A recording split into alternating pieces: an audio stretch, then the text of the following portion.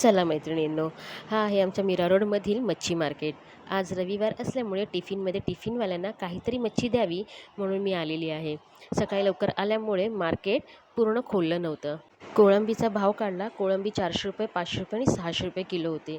मी 400वाली अर्धा किलो घेतली आणि आजीने मला फटाफट साफ करून दिली. अजून काहीतरी मच्छी घ्यायची होती म्हणून मी पूर्ण मार्केट फिरली.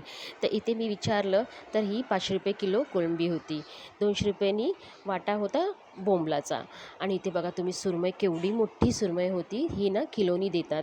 आणि मग त्याच्यानंतर मी इथे कंदी घेतली 100 रुपयाची, की त्याची चटणी करता येईल आपल्याला, म्हणून मी इथे 100 रुपयाची कंदी घेतलेली आहे. त्याच्यानंतर ना मी हे पापलेट दिसत आहेत ना, हे 4 पापलेट मी 200ला घेतलेले आहेत.